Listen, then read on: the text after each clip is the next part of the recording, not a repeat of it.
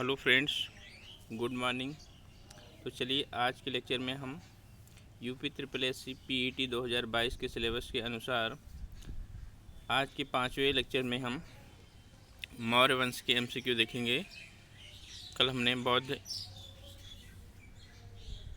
गौतम बुद्ध के बारे में MCQ देखा था, तो आज हम मौर्य वंश का देखेंगे। इसके आने वाले दिनों में हम एक एक करके हर एक वंश का, गुप्त वंश, मुग़ल सल्तनत, सारे एक एक करके देखेंगे। तो चलिए स्टार्ट करते हैं आज मौर्य वंश के बारे में, और ख़ासकर अशोक के बारे में उसमें हाईलाइट किया गया है। तो चलिए स्टार्ट करते हैं आज का पहला क्वेश्चन। चलिए देखते हैं। तो क्वेश्चन फर्स्ट यह है, सारनाथ स्तंभ का निर्माण किसने कराया था? तो सारनाथ स्तंभ का निर्माण किसने कराया था? तो ऑप्शन फर्स्ट है चंद्रगुप्त मौर्य, सेकंड है अशोक, थर्ड है कनिष्क और फोर्थ है गौतम बुद्ध। तो चलिए इसका आंसर बताइए आप लोग। 5 सेकंड टाइम मिलता है। तो आइए देखते हैं इसका आंसर कौन सा होगा। सारनाथ स्तंभ का निर्माण किसने कराया था? तो इसका आंसर हो जाएगा अशोक ने। ठीक, आगे देखते हैं दूसरा क्वेश्चन। दूसरे क्वेश्चन में कहा गया है कि अशोक का अपने शिलालेखों में सामान्यतः किस नाम से जाना जाता है? मतलब अशोक को अपने शिलालेखों में सामान्यतः किस नाम से जाना जाता है? तो ऑप्शन ए है चक्रवर्ती, ऑप्शन 2 है धर्मदेव, ऑप्शन 3 है प्रियदर्शी, ऑप्शन 4 है धर्मकीर्ति। तो बताइए आप लोग कि अशोक को अपने शिलालेखों में सामान्यतः किस नाम से जाना जाता है।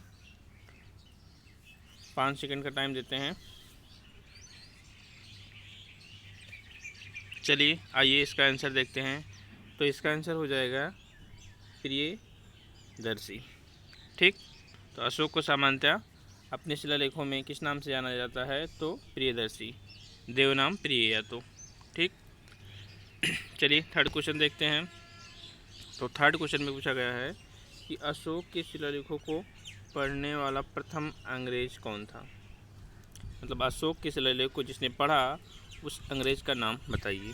तो फर्स्ट ऑप्शन दिया है जॉन टावर, सेकंड दिया है हैरी स्मिथ, थर्ड दिया है जेम्स प्रिंसेप और फोर्थ दिया है चार्ल्स मेटकॉफ। तो बताइए इसका आंसर कौन सा होगा। तो चलिए इसका आंसर देखते हैं। तो इसका आंसर हो जाएगा ऑप्शन सी, जेम्स प्रिंसेप। ठीक, आइए नेक्स्ट क्वेश्चन देखते हैं, चौथा। क्वेश्चन नंबर 4 में कहा गया है कि सम्राट अशोक का कौन सा शिलालेख उत्तराखंड में स्थित है? कहाँ स्थित है? उत्तराखंड में। तो फर्स्ट ऑप्शन दिया है नैनीताल, सेकंड दिया है सोपारा, थर्ड दिया है कालसी और फोर्थ दिया है मानसेहरा। तो चलिए इसका आंसर बताइए कौन सा होगा, कौन सा ऑप्शन होगा ABC में।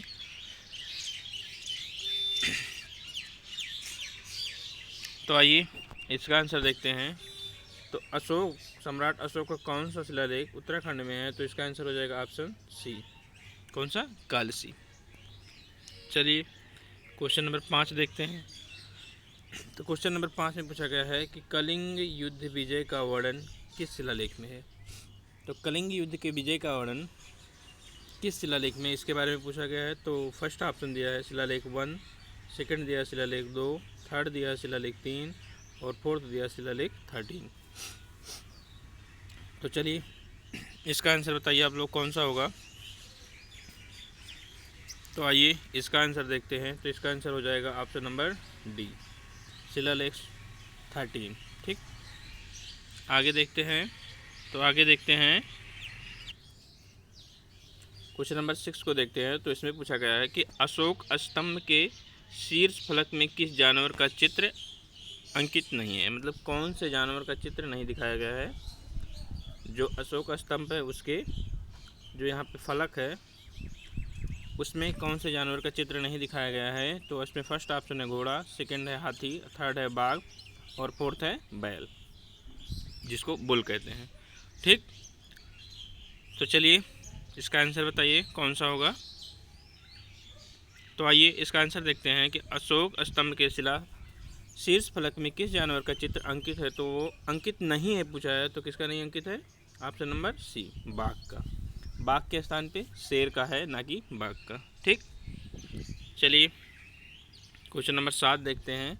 तो क्वेश्चन नंबर 7 में कहा गया है कि बराबर पहाड़ियों का निर्माण किसने कराया था? जो बराबर की पहाड़ियाँ हैं उसका निर्माण किसने करवाया था?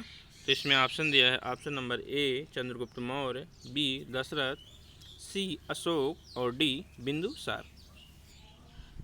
तो चलिए इसका आंसर बताइए कि बराबर पहाड़ियों का निर्माण किसने कराया था? तो आइए इसका आंसर देखते हैं। तो हो जाएगा ऑप्शन नंबर सी, कौन? अशोक। सम्राट अशोक ने कराया था बराबर पहाड़ियों का आजीविक संप्रदाय के लिए। ठीक, आगे देखते हैं क्वेश्चन नंबर 8। तो क्वेश्चन नंबर 8 में कहा गया है तृतीय बौद्ध संगीत का आयोजन किसके शासनकाल में हुआ था? तृतीय बौद्ध संगीत का आयोजन किसके काल में हुआ था? तो फर्स्ट ऑप्शन है कनिष्क, सेकंड है अशोक, थर्ड है अजातशत्रु और फोर्थ है कालाशोक। तो चलिए इसका आंसर बताइए कौन सा होगा? तो आइए इसका आंसर देखते हैं। तो हो जाएगा आंसर नंबर बी, अशोक। तृतीय बौद्ध संगीत का आयोजन अशोक के शासनकाल में हुआ था। ठीक, क्वेश्चन नंबर 9 देखते हैं कि अशोक ने धम्म महापात्रों की नियुक्ति किस बृहद शिलालेख में की थी? किसकी नियुक्ति? धम्म महापात्रों की नियुक्ति क्यों की थी? धम्म की नीति को आगे बढ़ाने के लिए, उनका प्रचार प्रसार करने के लिए अशोक ने धम्म महापात्रों की नियुक्ति की थी। किस शिलालेख में? तो फर्स्ट है बृहद शिलालेख 2, बृहद शिलालेख 5, बृहद शिलालेख 6, बृहद शिलालेख 7। तो चलिए इसका आंसर बताइए आप लोग कौन सा होगा? तो आइए देखते हैं इसका आंसर। तो इसका आंसर हो जाएगा आंसर नंबर बी, बृहद शिलालेख 5। ठीक, आगे देखते हैं। आगे क्वेश्चन दिया गया है क्वेश्चन नंबर 10 कि मौर्य काल में शिक्षा का सर्वाधिक प्रसिद्ध केंद्र कौन था? तो मौर्य काल में शिक्षा का सर्वाधिक प्रसिद्ध केंद्र कौन था? तो ऑप्शन दिया है फर्स्ट वैशाली, सेकंड दिया है विक्रमशिला और थर्ड दिया है नालंदा और फोर्थ दिया है तक्षशिला। तो चलिए इसका आंसर बताइए आप लोग कौन सा होगा ABC में? आइए देखते हैं इसका आंसर। तो इसका आंसर हो जाएगा तक्षशिला। ठीक, इसी में बता देते हैं आपको। तो जो विक्रमशिला है ये बौद्ध का सर्वाधिक प्रसिद्ध केंद्र था, अभी कल के MCQ में देखा था हमने। नालंदा जो है वो गुप्त। ठीक, चलिए आगे देखते हैं क्वेश्चन नंबर 11। क्वेश्चन नंबर 11 में पूछा गया है कि अशोक के निम्नलिखित शिलालेखों में से किस में दक्षिण भारतीय राज्यों का उल्लेख हुआ है? किस शिलालेख में दक्षिण भारतीय राज्यों का उल्लेख हुआ है? तो फर्स्ट दिया है 9th मुख्य शिलालेख, सेकंड दिया है तृतीय मुख्य शिलालेख और सी दिया है द्वितीय मुख्य शिलालेख और डी दिया है चतुर्थ मुख्य शिलालेख। तो ये पूछा गया है कि अशोक के निम्नलिखित शिलालेखों में किस में दक्षिण भारतीय राज्यों का उल्लेख हुआ है? मतलब तमिलनाडु, कर्नाटका या इन सब राज्यों का। तो आइए इसका आंसर देखते हैं। तो इसका आंसर हो जाएगा द्वितीय मुख्य शिलालेख में। ठीक, चलिए आगे का क्वेश्चन देखते हैं, क्वेश्चन नंबर 12। तो क्वेश्चन नंबर 12 में क्या पूछा गया है कि भारत का प्रथम अस्पताल एवं औषधि विभाग का निर्माण किसने कराया था? भारत के प्रथम अस्पताल एवं औषधि विभाग का निर्माण किसने कराया था? तो ऑप्शन दिया है चंद्रगुप्त मौर्य, सेकंड दिया है बुद्ध, थर्ड दिया है भगवान महावीर और क्वेश्चन डी दिया है ऑप्शन अशोक। ठीक, तो चलिए इसका आंसर कौन सा हो जाएगा ABC में से बताइए आप लोग। आइए देखते हैं इसका आंसर। तो इसका आंसर हो जाएगा ऑप्शन नंबर डी, सम्राट अशोक। ठीक, चलिए क्वेश्चन नंबर देखते हैं, क्वेश्चन नंबर 13। इसमें पूछा गया है कि किसके शासनकाल में डिमेकस भारत आया था? तो डिमेकस किसके शासनकाल में भारत आया था? तो इसमें फर्स्ट ऑप्शन है option number A Chandragupta Maurya, second option है सम्राट अशोक, थर्ड ऑप्शन है बिंदुसार और फोर्थ ऑप्शन है दशरथ। तो डिमेकस किसके शासनकाल में आया था? तो आइए इसका ऑप्शन देखते हैं। इसका आंसर हो जाएगा ऑप्शन नंबर सी, कौन? बिंदुसार। ठीक। अब क्वेश्चन नंबर 14 देखते हैं। तो क्वेश्चन नंबर 14 में पूछा गया है कि चंद्रगुप्त मौर्य का महल मुख्यतः बना था। तो चंद्रगुप्त मौर्य का जो महल है वो किससे बना था, तो इसके बारे में पूछा गया है।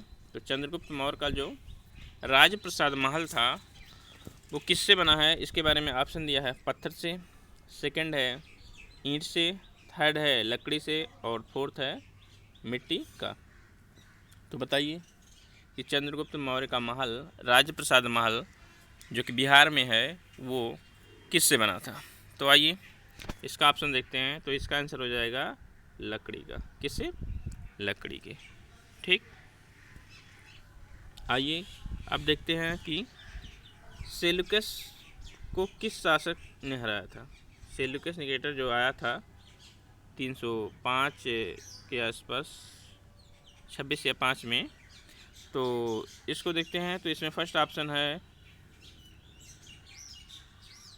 अशोक, सेकंड ऑप्शन है चंद्रगुप्त मौर्य और थर्ड है दशरथ और लास्ट ऑप्शन है बिंदुसार।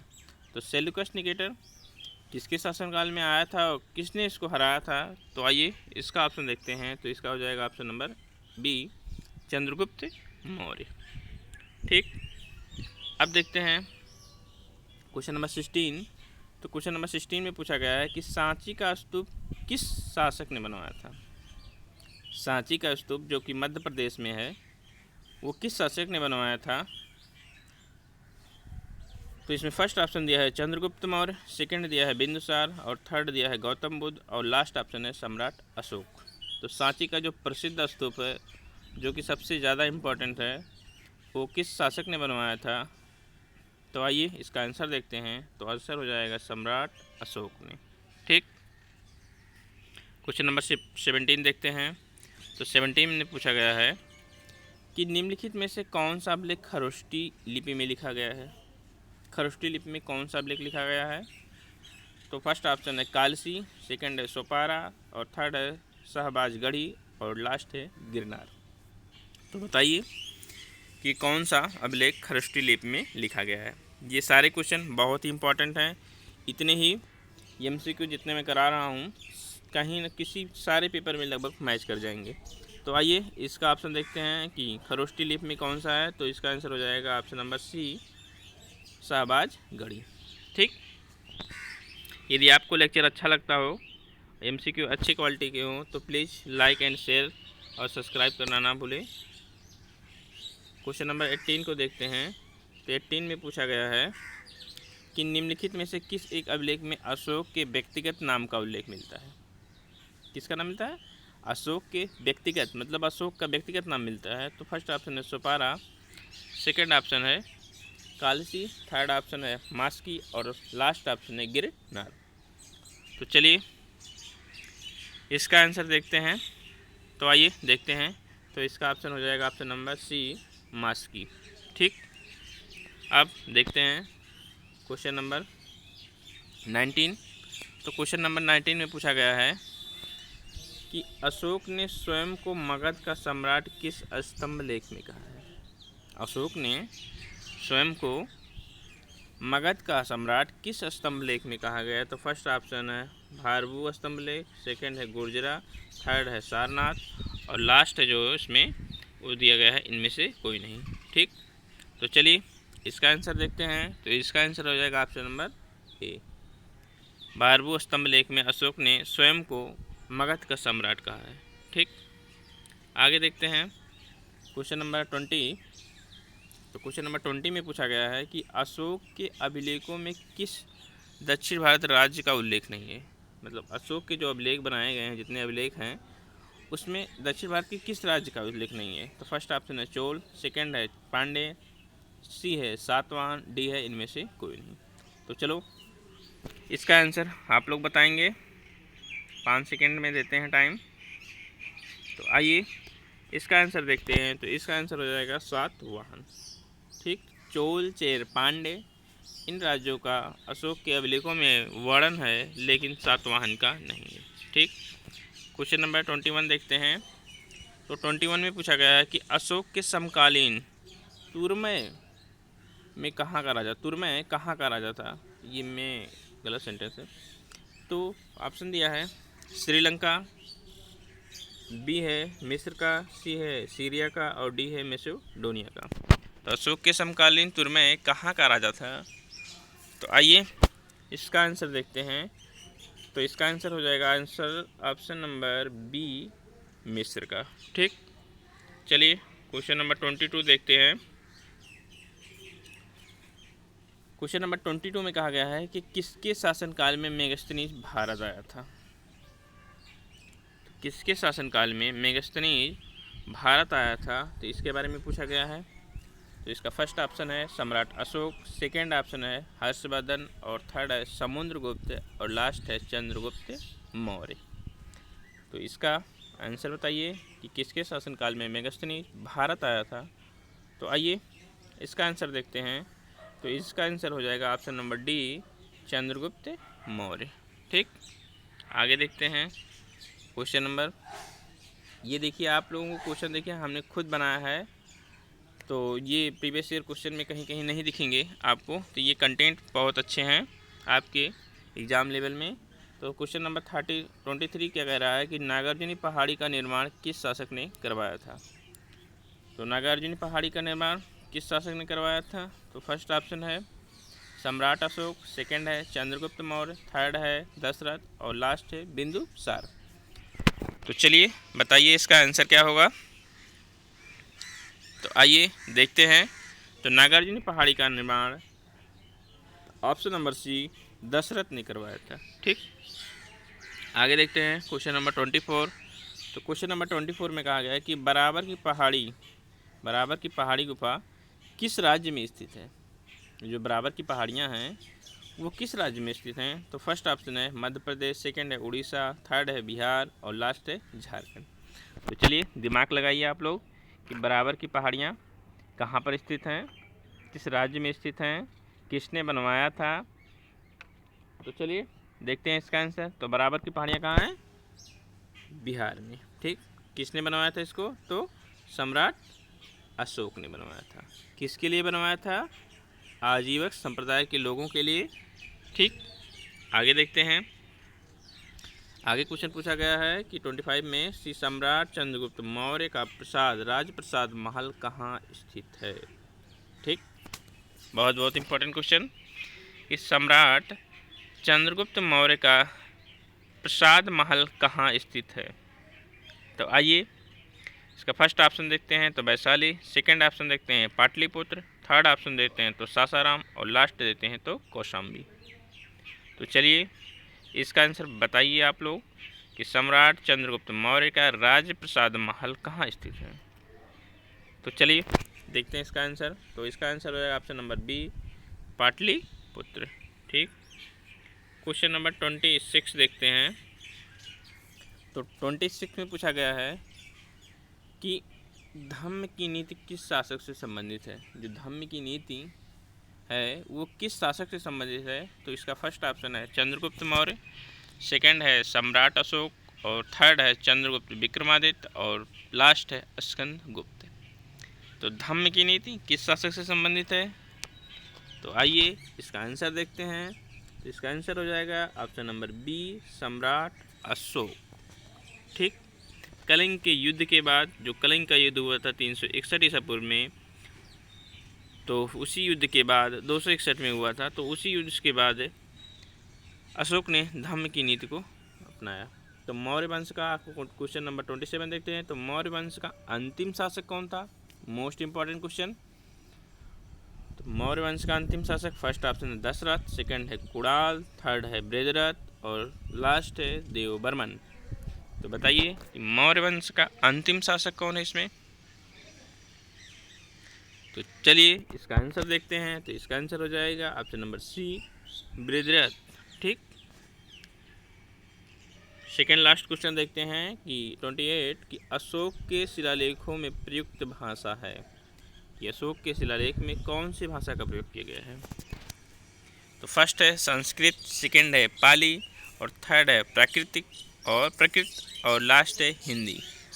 तो अशोक ने अपने शिलालेखों में कौन सी भाषा का प्रयोग किया है? तो चलिए इसका आंसर देखते हैं। तो इसका आंसर हो जाएगा ऑप्शन नंबर सी, प्रकृति। ठीक, लास्ट क्वेश्चन देखते हैं आज का।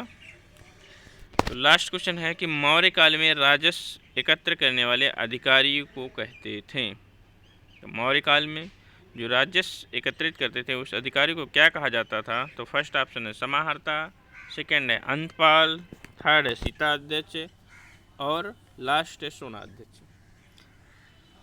तो आइए लास्ट क्वेश्चन का आंसर देखते हैं। तो इसका आंसर हो जाएगा समाहर्ता। ठीक, तो ये थे मोस्ट इम्पॉर्टेंट क्वेश्चन जो कि मौर्य वंश से रिलेटेड थे। यदि आपको लेक्चर अच्छा लगे तो लाइक करें, शेयर करें, सब्सक्राइब करें और नेक्स्ट लेक्चर कल आपको अपलोड किया जाएगा MCQ का। धन्यवाद, थैंक यू।